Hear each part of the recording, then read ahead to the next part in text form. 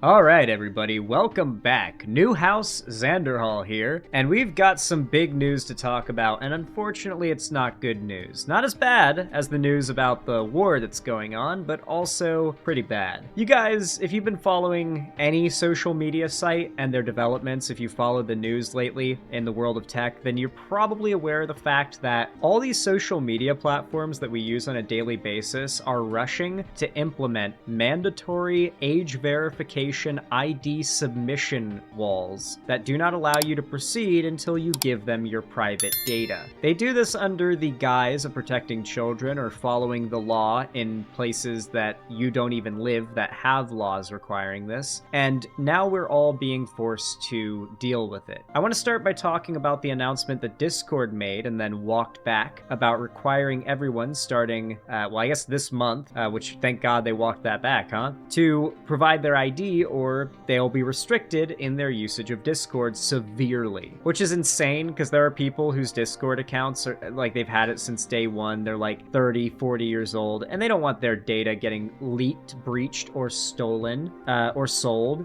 And yet they're going to be forced to give it away if they want to keep using the app that they've used for 10 years now. If they started using Discord when it first came out, 2016, that's when I started. I'm not a big fan of this ID verification thing, but it goes deeper and it gets even more fucked up. It goes further into stepping over the boundaries of people's privacy. That's how I'll put it. First, I want to put on this critical video that talks a bit about the plan that Discord had for age verification. But before I do, go ahead and introduce yourself, Rince, the secret second person in the call. Yeah, what's up, people? You already know who I am. I don't need no introduction. You already know what it is. All right. I am Gavin Newsom's worst enemy. No, genuinely, hearing like Gavin Newsom is low key kind of behind this. You know, not well, he's not behind one great law. He's one law, not all more. of it, but one law. Bad enough. It's bad enough. Okay. This is the fun thing about our dynamic is if I bring you into these segments blind, it's like I get to like inform you about it like bit by bit and see as you like develop your opinion. And I'm not gonna like bullshit you. You know, if you want to fact check me in real time, Rince, feel free to like fact check me and be like, hey, Zan, that's not true. But like, it's nice to be able to say like, so this is the situation and see you organically arrive at the correct opinion. It's nice. So it's a vibe, I think. Does anyone else like that watching the stream? Yeah, they love it. They love it. It's amazing. Anyways. All right. Critical. Time to sell your data. Give us the info on Discord trying to sell our data. Discord's come a long way since its humble beginnings as a Reddit tier, memer, fedora-tipping, narwhal baconing at midnight service where every time you fired it up, it'd That was a lot of words that just sent me straight back to 2011. I love it. toss incredibly timeless classics at you, like constructing additional pylons and overloading on memes, watch out for Wumpus, and anytime you contacted their support, you were put in touch with Springle, the mystical gnome, fairy, elf, wizard lord, to do nothing to help you with whatever problem you had. And I hate all that shit because on top of that, the like majority, yes, the video is sped up. The like a shitload of Discord's like moderation admin team, like not like Discord server moderators, Discord moderators, the people who ban accounts and shut down servers. A lot of them are pedophiles, and they groom children. No, really? Like, I would have never guessed. It's an epidemic, bro. It's practically part of company culture. I really hate Discord as a company. Let it be known, I despise Discord as a company. Love the service, despise the people behind it, despise their company culture, despise their advertising, despise their, yeah. Wait, for real? Yeah, dude, this was common knowledge, like, in 2018. Everyone knew this in 2018, but I guess 2018 was a while ago. People forget these things or weren't around. Stereotypes exist for a reason. Like, literally, dude, I'm telling you, I have a, like, man, it's so crazy seeing, like, how the Discord, like, you know, when you see, like, a lot of internet stereotypes, and you're like, they're exaggerated. Like, you know, you're never really going to see something like that. And then it's like, oh, boy, they exist for a reason. Wow, they do not come from nowhere. Yeah. Imagine if some people working at Discord had ties to Epstein. I wouldn't be surprised if the people who started and own Discord, or people who currently own Discord, have ties. That would not surprise me. But then again, you know, there doesn't have to be... Millionaires. There doesn't have to be a relationship between every weirdo on the planet. They can be doing their own independent weirdo shit. Yeah. Discord has grown a lot since those days. It has been a staple in society for the last couple of years. And just a few hours ago, they put out an announcement about some big upcoming changes to Discord that they may as well have just announced they're shutting down. Like, that would have been more positively received than what we actually got here. This is despicable. Discord has announced that all accounts will be age restricted by default unless you verify your age via face scan or ID.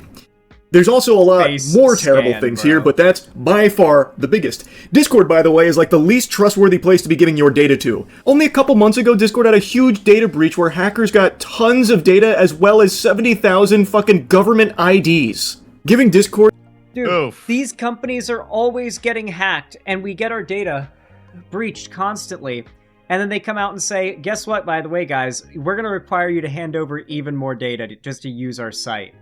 And it's worse because, like, websites like YouTube are not just entertainment platforms. Like, some of these websites have gone from being entertainment platforms to being careers for people.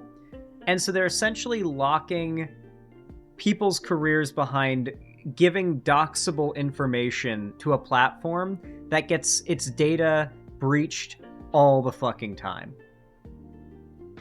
It's like, it's a really like just spitting in your face way to treat your customers. But we are the product. Make no mistake, any product that you get to use that is free, you're the actual product. YouTube is free. Unless you pay for premium and get those ads turned off. YouTube is free. That means you're the product on YouTube. They don't think of you as people. We're not people to YouTube. We're the product to them. Your biometric data and ID is like giving your paycheck to a polymarket gambling addict. It's just a terrible recipe for disaster. Now they're going with the standard play from John Madden's playbook here of corporate gobbledygook, where they're saying that this is actually in order to create a safer experience for teens that use Discord. While obviously Discord has had a history of horrible things that have happened to children that have used their service, this in no way, shape, or form is the actual impetus for why they're implementing these changes to harvest your data. They then also have a mention in that tweet there that they're starting a council for US teens aged 13 to 17 to apply to be a part of this board that's supposed to better help steer Discord in a direction that's safer for children. What do you like? How does a kid submit a resume? What's your work experience? We need at least 7 years of Nickelodeon internships or something in order to accept you on the Discord children's board here. It's a very weird proposal. Now, going to their announcement here, when would users need to verify their age group?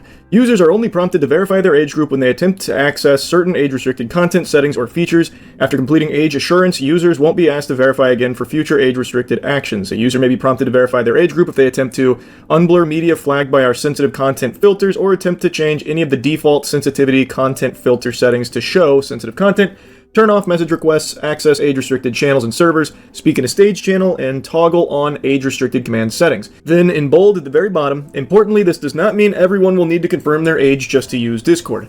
Not yet, at least. I'm sure that's... You know what this also means? Like, if Discord has your identification, you have to verify it to make an account and, like, use it, and you get banned for some bullshit, you can never just make an alt and come back. That's the same with YouTube and all these other platforms requiring you to give your ID. If everybody has to give their ID, then you gotta provide your ID when you make your new account, and they're gonna be like, oh, we know you. Yeah, you're banned. Like, when you're banned from, like, a platform like Discord, YouTube, Twitter, etc., you as a person are banned. Your account isn't banned, you're banned. Like, just making a new account is already breaking the rules. That's ban evasion, and that's a rule break, and might make whatever initial punishment you got even more severe. Possibly even a permanent ban, if it wasn't already. So yeah, like, I don't think this is a good thing. I do think at the end of the day, the fact that, like, as long as you kept your nose clean, you could make a new account and come back to a website you were banned from is kind of, like, an important part of the internet, like, and what it's all about. So the idea that now these websites will be able to say, oh no, we banned you before, we know who you are, and say nah when you try to make a new account in the future, I think a lot of you guys underestimate how common it is to get banned for some just complete nonsense. Discord servers already ban your IP. Yeah, but people get around that all the time. I can tell you as someone who runs a Discord server that is true for a fact. We get raided by, like, the same guy just spamming with, like, 500 accounts all the time. Right around the corner. But they knew that they would catch a big load of fucking poop from this for all of their users because nobody wants to just be willy-nilly giving all of their data, their fucking face scan, ID, and everything to Discord, of all companies. A company that literally just had a massive data breach, by the way. Many people can use Discord exactly as they do today without ever being asked to confirm their age. Now, here's the default safety settings that if you attempt to alter, you will then most likely be prompted to fork over your data, whether that's an ID or a face scan. So they're calling it Teen by Default, because these settings establish a clear safety baseline designed with teens in mind, with flexibility for adults to customize their experience. Adults can always choose to verify their age and change them or leave this setting as is. Unless a user is confirmed to be an adult, these safety settings stay in place and can't be changed. So they're immutable unless you are giving, of course, your precious data, which is a currency more valuable than money, which is why... So this was their plan. They were going to fuck us sideways with all of this, and no one was happy. I'm curious, did he include any of the reactions to it? Doesn't seem he did. But let me tell you guys, the reactions were negative. Nobody was defending this. Nobody was in favor of this. Not a soul. And so Discord in a panic, walked it back. But make no mistake, don't believe them. Don't trust them now. Don't let your guard down, okay? These companies want to do this. Let me explain something really quick.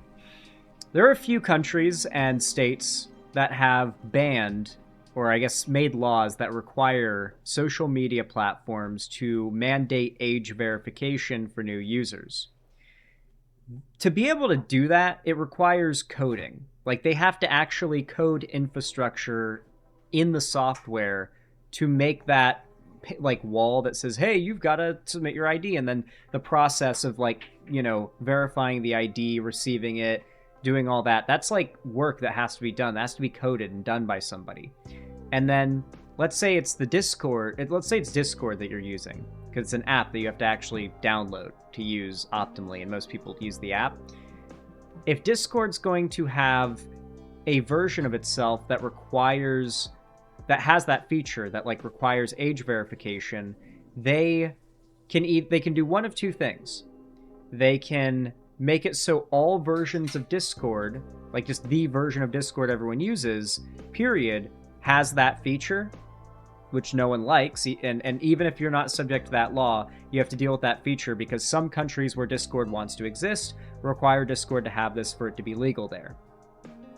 Or they could do the other option, which is forking their development, basically meaning they create a split in the branch, right? Instead of a line of development, they create a two-pronged line of development.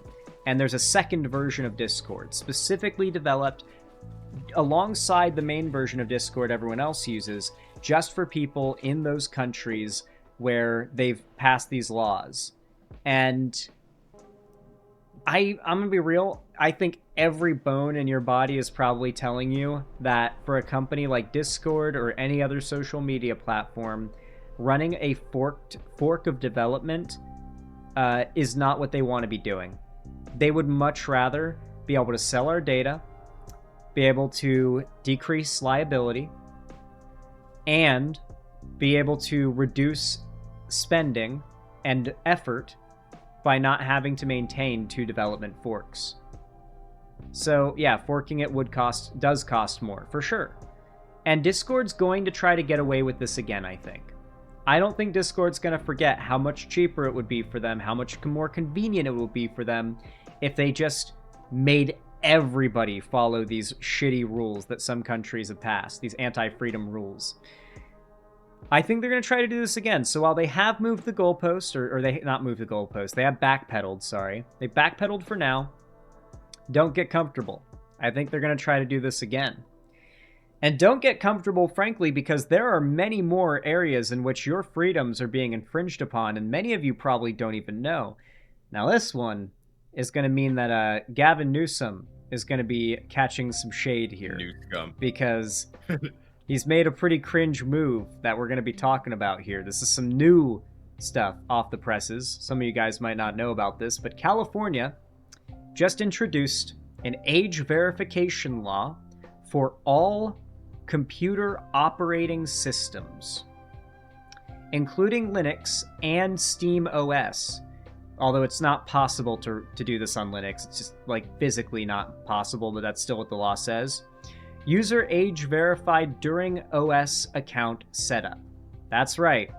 Your operating system starting in 2027 in the state of California will require you to submit your ID to verify your age, and if you don't, it will block you from installing a large variety of apps, programs, and perhaps even prevent you from visiting certain sites. None other than Gavin Newsom himself signed this into law. California's Digital Age Assurance Act, or AB 1043, signed by Governor Gavin Newsom in October 2025, requires every operating system provider in California to collect age information from users at account setup and transmit that data to app developers via a real-time API, with the law taking effect on January 1st, 2027. That's right, guys. You're going to have a API running on your computer all the time on your operating system, broadcasting to every single app you have installed in your computer all your age information. That sounds so safe and like it's going to run so well. This is a horrible, horrible law. And I am literally going to call Gavin Newsom and complain to him about it. I'm not joking. Dude. Okay, here's what I was like a little excited to talk about is this shit right here, because I'm just thinking dude, if you're because a lot of these big streamers are from California, right, or live in California. It's man, a way to just give them the middle finger and be nah, get the fuck out of here, bro. Yeah, we're gonna put bloatware on your computer basically, because I think really what it is it's more bloatware, just slop. You know what I mean? Just on your computer, as if spyware wasn't enough. Now we got fucking this extra shit where it's literally just the government just shoving its hand up your computer's ass, metaphorically. You know what I mean? Yep. Yeah. I think a good analogy I could make when I call Gavin Newsom's office would be, this is like requiring every car in the country to be started with a breathalyzer.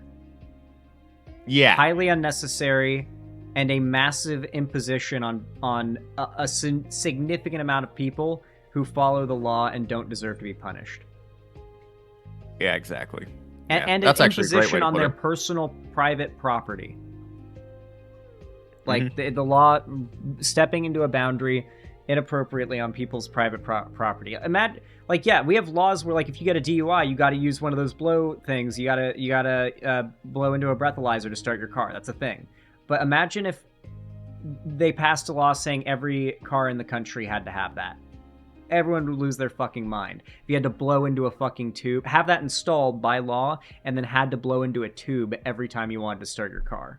Because that's the equivalent of what this is, really. It's not just the having to give your ID to verify your age when setting up your OS. If any of you know anything about computers, you know that a non-stop running API sending any kind of data constantly to every app, to the developers of every app on your computer that you have installed or have installed. Like streaming, but on steroids. Oh my god. It almost makes me think it's part of a conspiracy to fuck over gamers and make them have to get into the now rising in price cloud gaming, because RAM is becoming unaffordable, and you're going to need a lot of RAM if they're going to run an API that's going to be broadcasting data constantly. Yeah, it isn't possible. Yeah, I also want to make the case that this law is probably not even possible to actually enforce. But yeah, anyway, yeah. Yeah, what are they gonna do? Detroit Become Human style? Send a fucking SWAT team knocking on the door? Send in these advanced fucking cops in these high-tech suits, and they just tap your fucking computer and hack into it and be you don't have the API installed, you're going to prison. You know what I mean? I don't think it's really enforceable. It's stupid, it's retarded, but I don't think it's like really enforceable. At least not by 2027. This, for the record, I'm hoping this just stays in California. Okay. California seems like a nice state, but fuck the laws, low key, and the regulations. And I hope this stays in California because, dude, we're all fucked if that shit creeps out of California just a little bit, dude. Like, it needs to fail. Like, we need to make sure this fails. Yeah. I should play Detroit Become Human on stream. That'd be good. That'd be pretty good. You got me thinking about that. And chat's referencing it now. My name is Connor, the android sent by CyberLife. I've seen a lot of memes. Yeah. I know a lot of Detroit Become Human, but I haven't played it. I know Mr. Krabs is in it. Yar, Sponge Boy me Bob. That's actually a pretty good impression. Me money. Anyway, developers. Money. Developers who receive the signal are okay. Hold on, let me rewind. I'm gonna read this in like a southern accent because I want to lean into the idea of being a freedom-loving good old boy for this segment. Hell yeah, brother. The law's broad definition of an operating system provider, anyone who develops, licenses, or controls the operating system software on a computer, mobile device, or any other general-purpose computing device. This includes phones. Guys. Pulls in not just Windows, Mac OS, Android, and iOS, but Linux distributions and Valve Steam OS. According to AB 1043, OS providers must maintain a reasonably consistent real-time application programming interface that categorizes users into 4 age brackets: under 13, 13 to under 16, 16 to under 18, and 18 or older, and hand that signal to any developer who requests it when their app is downloaded or launched. Developers who receive the signal are deemed to have actual knowledge of their user's age range under the law, which shifts legal liability for age-appropriate content decisions onto them. Penalties for non-compliance run up to $2,500 per affected child for negligent violations and $7,500 for intentional ones enforced by the California Attorney General. Now, I will say, the reason why I think that calling Gavin Newsom to complain about this, especially if you're a Californian, is the best way to respond is because, for one, Gavin Newsom is a Democrat and he does want your vote. He needs your vote. So he might be a little more open to hearing you out.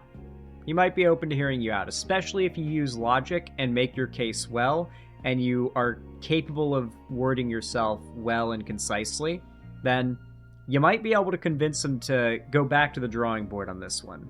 And here's another reason why I think this is something that can be salvaged. The intention behind this law does not feel malicious.